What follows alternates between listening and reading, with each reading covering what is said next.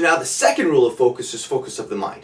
Now the mind is an amazing thing. We love to daydream. We get inspired. We think of what we want to be when we get older, but can also use that against us, right? So if you're daydreaming in class, right, which is sometimes it could be a good thing or a bad thing, but if you're daydreaming and your teacher's talking, then it's a bad thing, right? We've got to make sure our mind is focused on what their teacher is talking about, right? Now, you might have recess time, you might have some downtime when there's no homework going on in your classroom, then you could go in and daydream, and that's wonderful to do because it makes you inspired to be really cool things when you guys get older. However, in class, make sure that you guys are focusing your mind on what the teacher is talking about.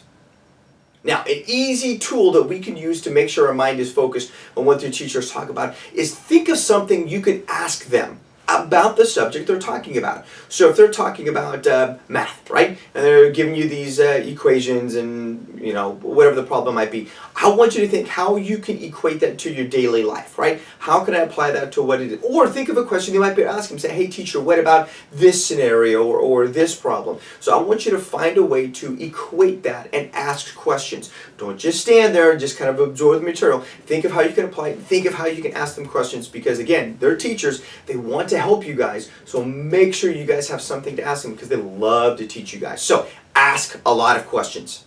All right, something else about the brain.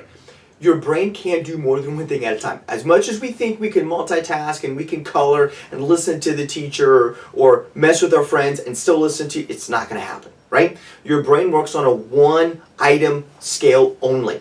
That means if the teacher's talking and your friend is talking, your brain bounces back and forth really fast between the two, and you're not going to absorb either conversation well, right? For example, have you ever listened to the TV and mom and dad came in the room and told you you had to go do something, and 3 minutes later they come back in and said, hey, did you do this? And you said, no, I forgot.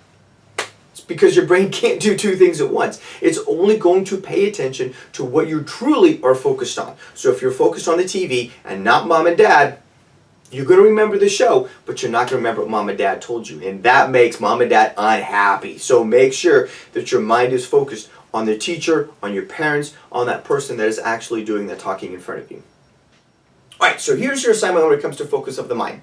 I want you to repeat back things that your teacher or your mom and dad told you to do.